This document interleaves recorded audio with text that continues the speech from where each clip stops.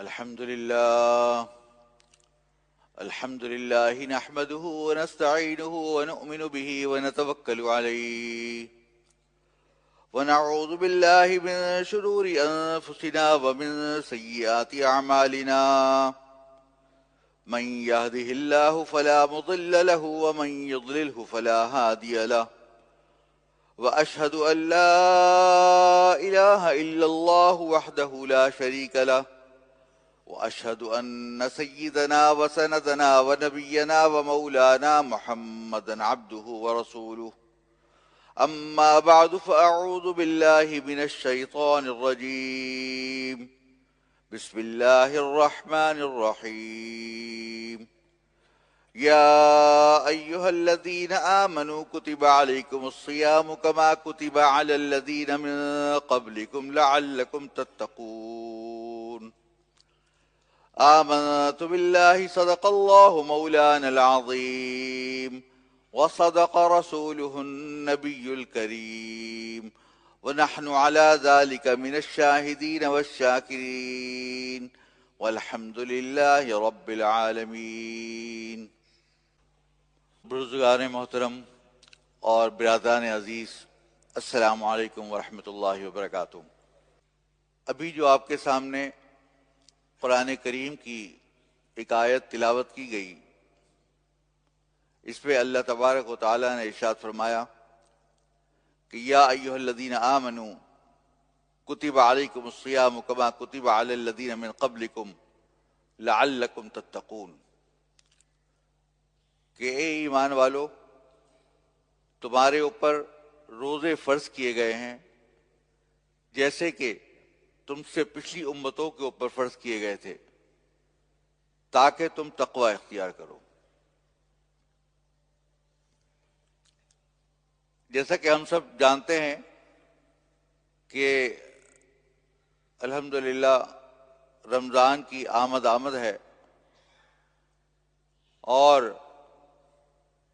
آخری جمعہ یہ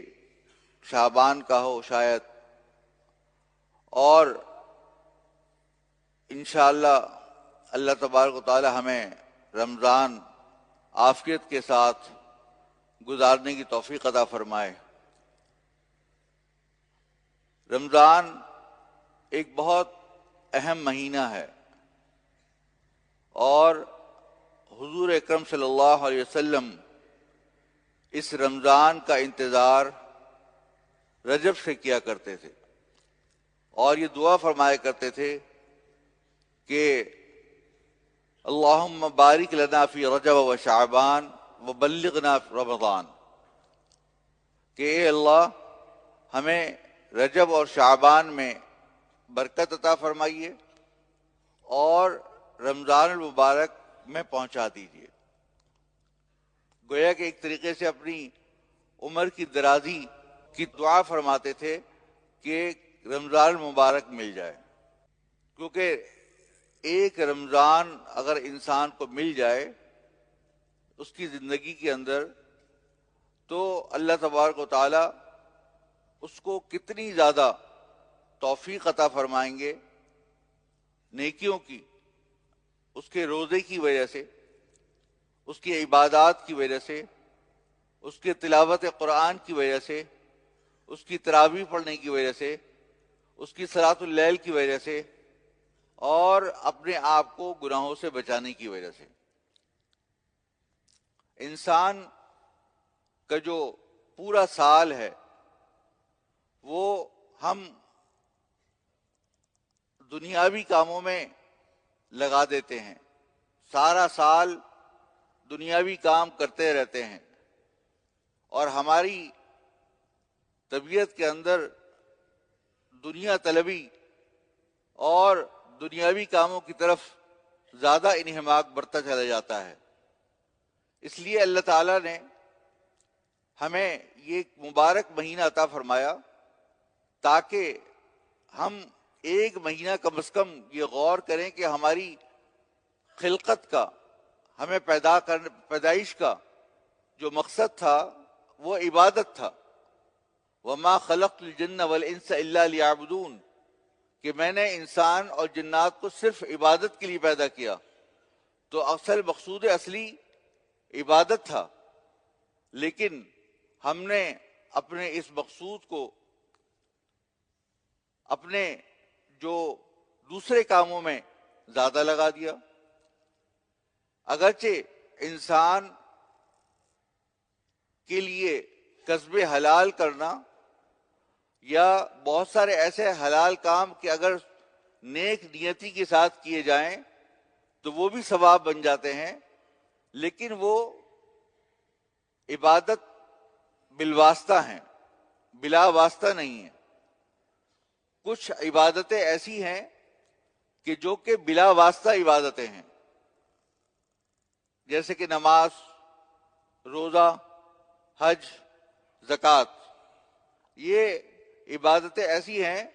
کہ اللہ تبارک و تعالیٰ نے ان کو عبادت کے لیے ہی بنایا ہے، اور انسان اس پہ عبادت سر انجام دیتا ہے۔ تو اس کے اندر انسان کو اللہ تبارک و تعالیٰ نے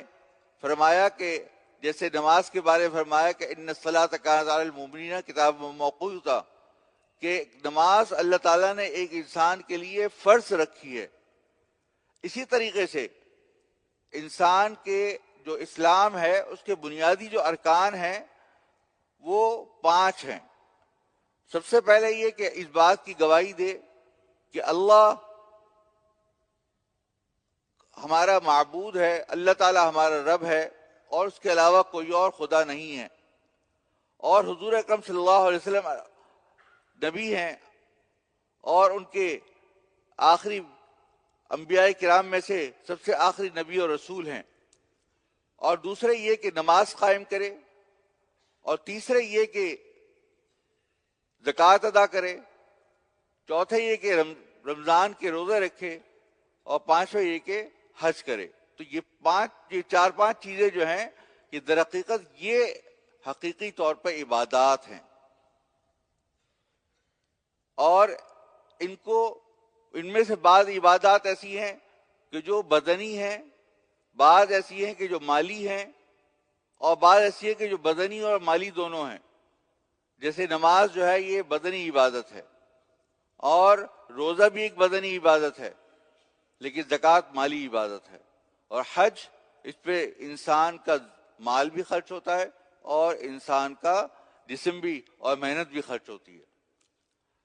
تو یہ جو عبادتیں ہیں یہ عبادات بلا واسطہ ہیں، لیکن کچھ عبادات ایسی ہیں کہ جو بالواسطہ ہیں۔ مثال کے طور پہ کسب حلال، روزی کمانا، طلب کسب الحلال فریضۃ من بعد الفرائض، کہ حلال روزی کمانا یہ ایک فریضہ ہے دوسرے فرائض کے بعد۔ اسی طرح خدمت خلق، مخلوق کی خدمت کرنا، یہ بھی ایک ثواب کا کام ہے اگر اچھی نیت سے کیا جائے اور ایک رحم دلی کے ساتھ کیا جائے اور اچھی طریقے سے کیا جائے تو یہ بھی ایک ثواب کا کام ہے۔ اگر کوئی آدمی کہنے لگے کہ بھئی میں نماز تو میرا ایک ذاتی معاملہ ہے اور میرا ایک پرسنل معاملہ ہے، اور میں جو ہے در حقیقت پورے دن ڈاکٹری کرتا ہوں، صبح سے لے کے رات تک میں خدمت خلق کرتا ہوں، لہذا یہ بھی عبادت ہے، لہذا میں یہ عبادت کر رہا ہوں، تو یہ کسی طور قابل قبول نہیں ہوگا، کیونکہ سب سے پہلی جو چیز ہے وہ نماز ہے، سب سے پہلی جو چیز ہے وہ روزہ ہے۔ جو چیزیں جس وقت کے لیے فرض کی گئی ہیں وہ چیزیں ادا کرنا سب سے اہم ہے۔ اس کے بعد دوسرے نمبر پر بے شک یہ تمام چیزیں جو کہ انسان اگر جائز کام کسی اچھی نیت سے، سنت کی نیت سے کرے، جیسے کہ مثال کے طور پہ انسان لوگوں کے لیے مدد کر رہا ہے، خدمت خلق کر رہا ہے، کسب حلال کر رہا ہے، بیوی بچوں کے ساتھ اچھے طریقے سے گزر بسر کر رہا ہے، ایون یہاں تک کہ اگر کھانا کھا رہا ہے، اگر سنت کی نیت سے کھانا کھائے، یہ سوئے بھی اگر سنت کی نیت سے کرے تو انسان کی پوری زندگی جو ہے عبادت بن سکتی ہے۔ اگر آپ سنت پر، جیسے کہ آپ نے سنتیں پڑھی ہیں احادیث کی کتابوں میں یا اسوہ رسول اکرم صلی اللہ علیہ وسلم جو حضرت ڈاکٹر عبدالعزیز صاحب رحمۃ اللہ علیہ کی کتاب ہے اس پہ آپ دیکھیں تو صبح سے لے کر رات تک کے جتنے آپ کام کرتے ہیں جس میں تجارت بھی ہے، معیشت بھی ہے، معاش بھی ہے، معاملات بھی ہیں، اخلاق بھی ہے، عقائد بھی ہیں، عبادات بھی ہیں، تو یہ ساری چیزیں انسان پورے دن یا پوری رات یعنی 24 گھنٹے کو اپنے آپ کو عبادت میں بنا سکتا ہے، کیونکہ آپ جب سنت پہ عمل کریں گے تو وہ در حقیقت عبادت بن جائے گی۔ لیکن بعض عبادتیں ایسی ہیں کہ جو بلا واسطہ عبادت ہیں، جیسے نماز، روزہ۔ اب جیسے روزے کا مہینہ آ رہا ہے تو اگر اس مہینے کے اندر کوئی آدمی روزہ نہ رکھے اور وہ کہے کہ بھائی ایسا ہے کہ میں، حالانکہ وہ مقیم ہے، کوئی اس کو کوئی بیماری نہیں ہے، کوئی سفر میں نہیں ہے، اور وہ روزہ نہ رکھے اور بلا وجہ چھوڑ دے تو کتنا شدید گناہ ہوگا اس کو، الیاذ باللہ۔ فرض کو چھوڑ دینے کا گناہ، جس طرح نماز کو الیاذ باللہ چھوڑ دے کے فرمایا گیا کہ نماز ایمان اور کفر کو کے درمیان تفریق کرنے والی چیز ہے، کہ اگر انسان اپنی نماز قائم کر دے تو صحیح معنوں میں مومن ہے وہ۔ تو در حقیقت جو روزہ ہے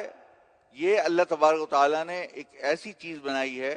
کہ جس کے بارے میں اللہ تبارک و تعالیٰ نے ابھی قرآن کریم کی جو میں نے آیت پڑھی اس پہ ارشاد فرمایا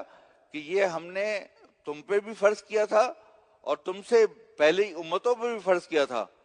اور مقصد یہ ہے کہ تاکہ تم تقوی اختیار کرو۔ یعنی گویا کہ جو انسان روزے رکھتا ہے تو روزوں کا جو مقصود ہے، جو کہ انسان کو حاصل ہونا چاہیے، جو نتیجہ ہے وہ یہ ہے کہ تقوی حاصل ہو۔ وہ کیسے؟ وہ اس طریقے سے کہ انسان کو روزے کی حالت میں بہت ساری جائز کاموں سے روکا گیا کہ آپ روزے کی حالت میں کھا پی نہیں سکتے، آپ روزے کی حالت میں اپنی زوجہ کے پاس نہیں جا سکتے، تو جو کہ عام حالات کے اندر جائز ہے، لیکن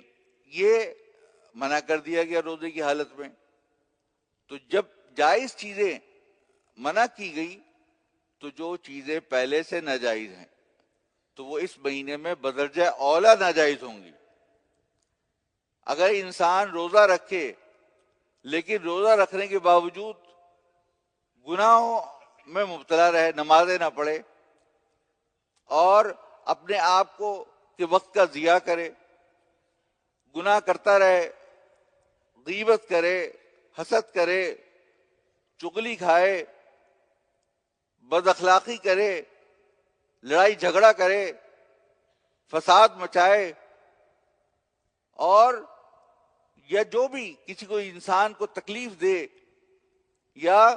کوئی بھی ایسا کام جو کہ اللہ تعالیٰ کے حقوق میں سے اس کو تلف کرے، تو در حقیقت اس کے لیے پھر روزہ جو ہے وہ سوائے فاقے کے کچھ نہیں۔ حدیث میں فرمایا کہ بہت سارے لوگ ایسے ہیں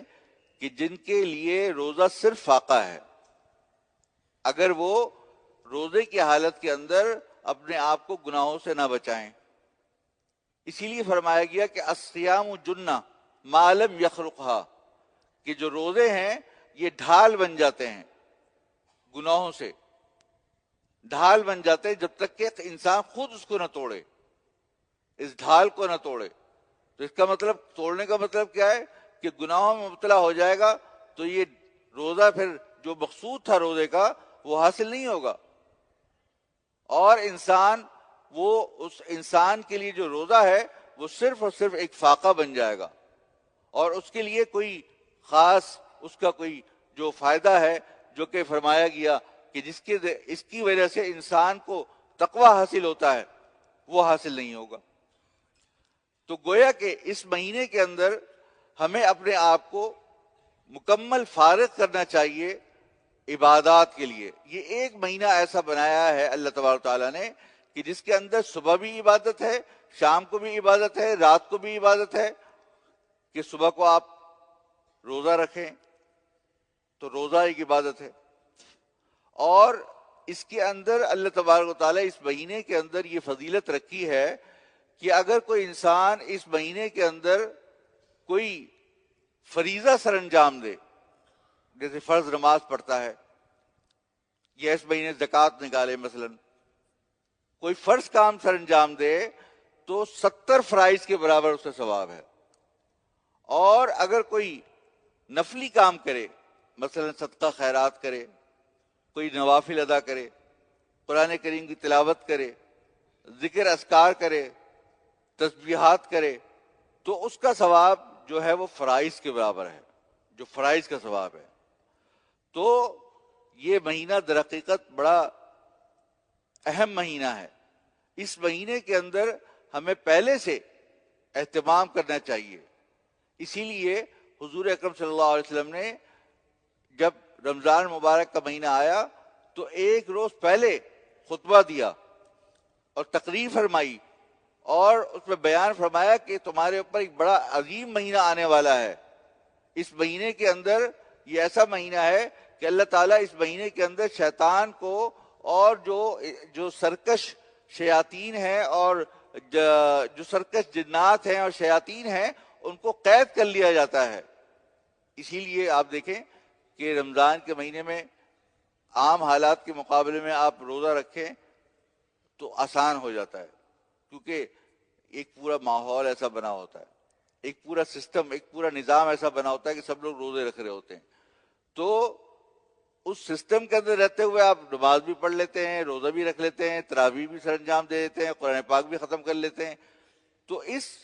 نظام کے اندر اپنے آپ کو شامل کر لے بندہ. اور دوسری بات یہ کہ اس مہینے کے اندر حدیث میں آتا ہے کہ یہ مہینہ جو ہے صبر کا مہینہ ہے. وَالصَّبْرُ ثوابُهُ الجنہ، کہ یہ صبر کا مہینہ ہے اور صبر کا ثواب جنت ہے. کیونکہ انسان صبر کیسے کرتا ہے؟ پیاس لگ رہی ہے، کھا پی نہیں رہا، اسی لیے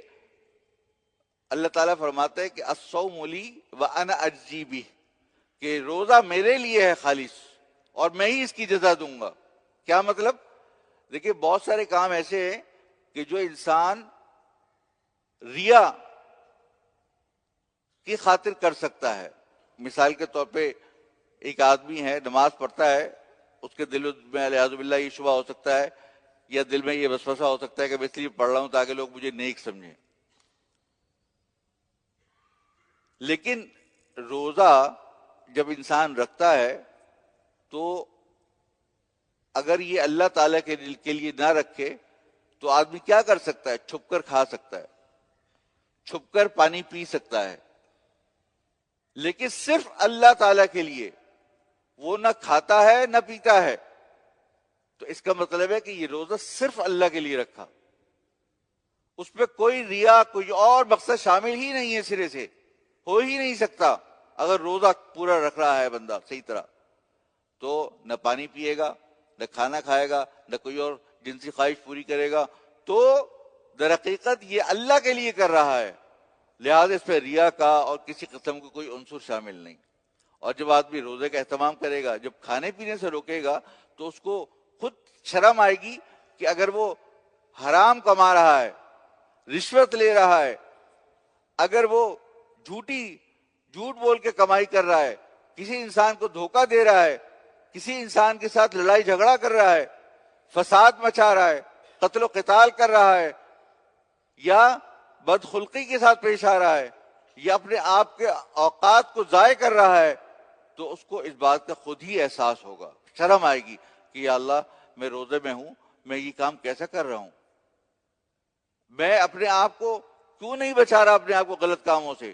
ورنہ تو میرا روزہ اکارت چلا جائے گا، یہ تو صرف فاقہ بن جائے گا. تو انسان اس وجہ سے اپنے آپ کو کوشش کرے گا کہ کسی طریقے سے ایسا کوئی کام سر انجام نہ دے کہ جس سے کہ اس کا روزہ اکارت چلا جائے رعاذ باللہ.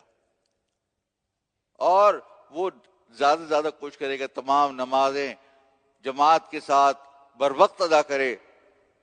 اور تکبیر اولیٰ کے ساتھ ادا کرے، اور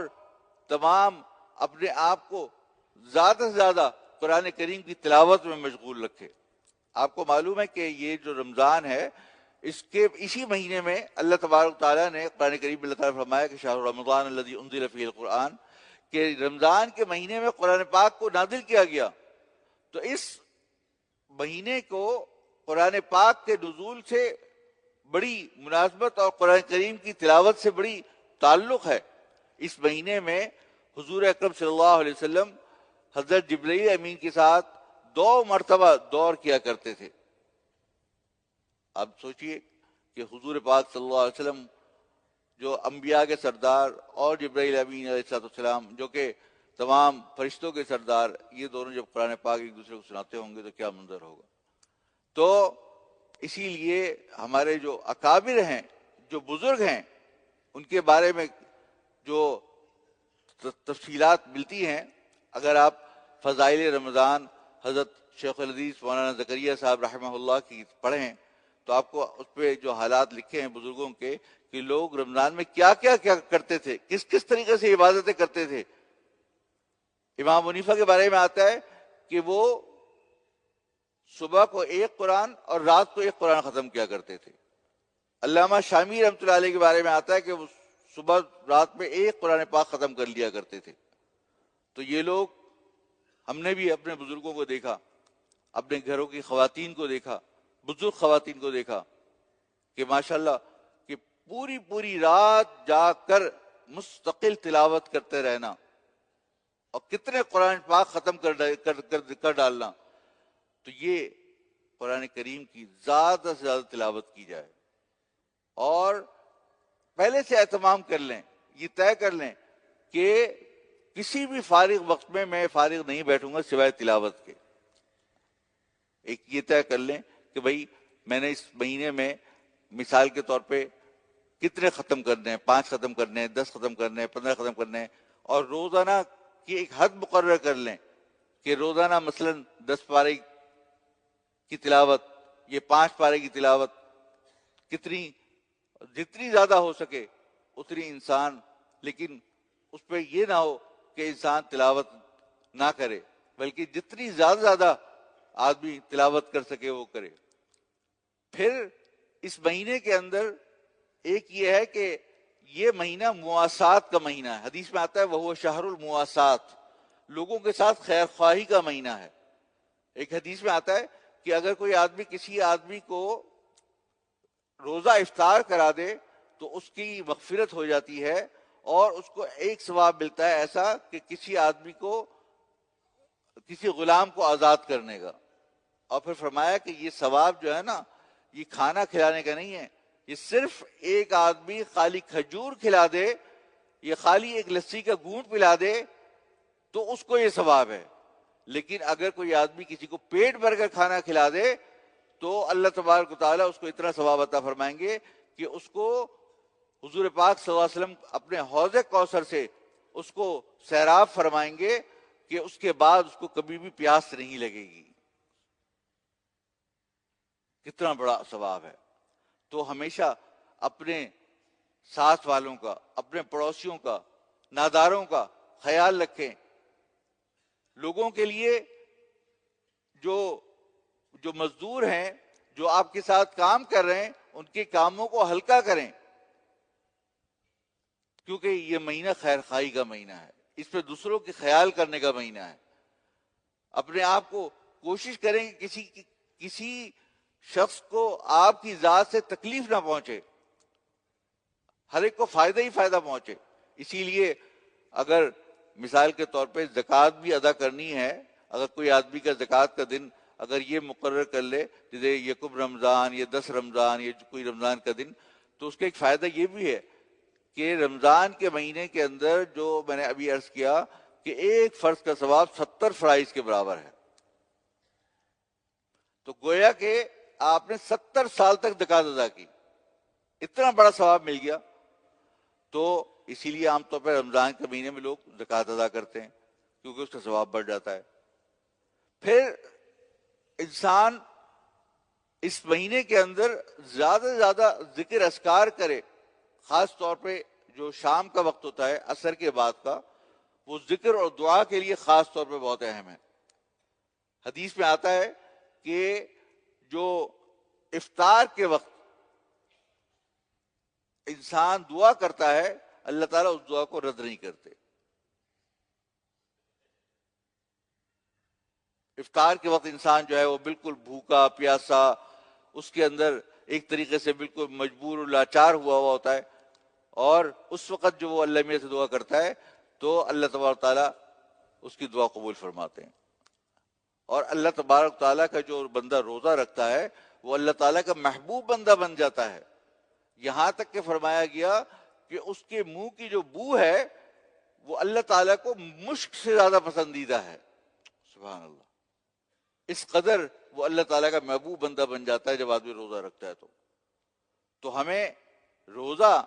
در حقیقت اس کی روح کے مطابق رکھنا ہوگا. یہ نہیں کہ ہم روزہ رکھیں لیکن اپنے آپ کے اوقات کو ضائع کریں. دیکھیں حدیث میں آتا ہے، حضور اکرم صلی اللہ علیہ وسلم نے ارشاد فرمایا کہ من حسن اسلام المرء ترکہ ما لا یعنی، انسان کے اچھے مسلمان ہونے کی علامت یہ ہے کہ اپنے آپ کو لا یعنی اور فضول کاموں سے چھوڑ دے. کوئی ایسا کام کرے جس سے کہ فائدہ مند ہو، جس سے صدقہ جاریہ ہو. کوئی درخت لگا دے، کوئی کنواں کھود دے، کوئی ایسا کام کرے، ایسے کام میں مشغول ہو کہ جس سے کہ دوسرے لوگوں کو ہمیشہ کے لیے فائدہ ہوتا رہے. کوئی تعلیم کرے، کوئی تدریس کرے، کوئی دینی کتابیں لکھے، کوئی مسلمانوں کی خدمت کرے. تو یہ چیزیں ایسی ہیں کہ جو کہ پروڈکٹیو اور نفع آور چیزیں ہیں، جس کا ثواب اس کو چلتا پھرتا ملتا رہے گا. لیکن اگر اپنے آپ کو ہم ضائع کریں، ٹیلی ویژن کے سامنے بیٹھ جائیں، اس پہ مختلف قسم کے کرتب آ رہے ہیں وہ دیکھتے رہیں، عین افطار کے وقت یا افطار کے بعد تراویح کے وقت ٹی وی دیکھ رہے ہیں، یا علیاذ باللہ آج کل جو سوشل میڈیا اور جو موبائل ہے، اسمارٹ فون ہے، اس کے اندر نامحرم تصاویر ہوتی ہیں، اس کے اندر موسیقی ہوتی ہے، اور کتنی اس کے اندر نگیٹو چیزیں پھیلائی جا رہی ہیں. لوگوں کو ایک دوسرے کے خلاف اکسانا، ایک دوسرے کے خلاف غیبت کرنا، ایک دوسرے کے خلاف باتیں بتانا، اس پہ انسان جو ہے نا شیطان کا سب سے بڑی بہترین ہتھیار اس کے لیے یہ آ گیا ہے. تو انسان اس پہ اپنے آپ کو صرف کرے کہ بھئی وہ دیکھ رہا ہے بلا وجہ میں، اور خدا نہ خاصہ اس کے اندر موسیقی دیکھ رہا ہے یا عورتوں کو دیکھ رہا ہے، نامحرم عورتوں کو دیکھ رہا ہے، نظر پڑ رہی ہے انسان کی، تو انسان گناہ میں مبتلا ہو جائے گا. تو جو مقصد ہے اسلام کا اور جو روزے کا وہ فوت ہو جائے گا، وہ اکارت چلا جائے گا. انسان اس بات کا پہلے سے اہتمام کر لے گا، بھائی اس رمضان کے مہینے میں میں نے اگر بالفرض کبھی کوئی چیز ضروری چیز دیکھنی ہے تو بس ای میل وغیرہ چیک کر لی، لیکن میں اور سوشل میڈیا وغیرہ کے اندر اور چیزوں کے اندر نہیں جاؤں گا، کیونکہ اس سے وقت ضائع ہوگا اور گناہ میں پڑنے کا الگ امکان ہے، بلکہ بڑے قوی امکان ہے. لہذا اس سے اجتناب کرے، کیونکہ ہاتھ میں آ گیا ایک مرتبہ تو پھر اس کے بعد پھر اس کو روکنا، اپنے آپ کو بچانا مشکل ہو جائے گا. اور یہ صحیح بات ہے کہ یہ میں اپنے آپ سے بھی کہہ رہا ہوں، یہ کوئی در حقیقت الدین و النصیحہ، دین خیر خواہی کا نام ہے، کہ جو ہم بات کر رہے ہیں در حقیقت اس پہ ہم سب مبتلا ہیں، اور ہمیں سب کو اس کے اوپر غور و فکر کرنا ہوگا کہ ہم کس طریقے سے اس رمضان کو اپنے لیے بہتر بنا سکتے ہیں. اسی طرح تراویح کے اندر 2 سنتیں ہیں. ایک سنت ہے کہ 20 تراویح پڑھی جائے، 20 رکعتیں پڑھی جائے روزانہ، اور دوسری سنت یہ ہے کہ پورے سال میں کم از کم تراویح میں ایک قرآن پاک ختم کیا جائے. تو یہ دونوں کاموں کا اہتمام کرنا چاہیے کہ کم از کم ایک قرآن پاک ختم ہو جائے اور 20 رکعتیں انسان تراویح ادا کرے. اب دیکھیں اس پہ اللہ تبارک تعالیٰ نے کیسی عجیب بات رکھی ہے کہ تراویح کے اندر انسان کو اللہ تبارک تعالیٰ نے کیا چیز زیادہ ہے؟ سجدے. 20 تراویح پڑھتے ہیں تو تقریباً 40 سجدے آپ کو زیادہ کرنے پڑتے ہیں. اور سجدہ کیا چیز ہے؟ سجدہ جو ہے در حقیقت نماز مومن کی معراج ہے. اور حدیث قرآن پاک میں اللہ تعالیٰ نے فرمایا کہ وَاسْجُدْ وَاقْتَرِب، یہ سجدے والی آیت ہے، آپ لوگ سب سجدہ کر لیے گا. تو اس کے اندر اللہ تعالیٰ نے فرمایا کہ سجدہ کرو اور قریب آ جاؤ. گویا کہ سجدہ اللہ تعالیٰ کی قربت کا ایک ذریعہ ہے. تو جب آدمی تراویح پڑھتا ہے تو سجدے زیادہ سے زیادہ کرتا ہے تو اللہ تعالیٰ کی قربت نصیب ہوتی ہے. پھر رات کو تہجد پڑھے، صلاۃ اللیل کا اہتمام کرے کہ کم از کم 12 رکعتیں اہتمام کر لے کہ بھئی میں سحری سے ذرا جلدی پہلے اٹھ جاؤں گا اور پہلے میں تہجد پڑھ لوں گا پھر سحری کر لوں گا. تو یہ تمام کام اپنے آپ کو پورا نظام الاوقات بنا لیں اس طریقے سے، اور اپنے آپ کو لغویات سے بچائیں، ایسی چیزوں سے بچائیں جس سے انسان کی صحت خراب ہو، جس کی وجہ سے روزہ رکھنا مشکل ہو جائے یا خدا نخواستہ بیمار پڑ جائے. اہتمام کرے کہ ایسی چیزیں نہ کھائے جس سے انسان کی طبیعت خراب ہو سکتی ہے اور روزہ اسے چھوٹ جائے بلا وجہ میں. تو یہ تمام چیزیں ہم سب کو غور کرنی چاہیے اور ہم سب کو اس پہ عمل کرنا چاہیے. اللہ تبارک تعالی ہم سب کو صحیح طریقے سے روزہ رکھنے کی توفیق عطا فرمائے اور اس پر صحیح طریقے سے اللہ تبارک تعالی ہمارے روزوں کو قبول فرمائے اور رمضان المبارک کو آسانی پیدا فرمائے اور عافیت عطا فرمائے. وآخر دعوانا الحمدللہ رب العالمین. جزاکم اللہ خیر.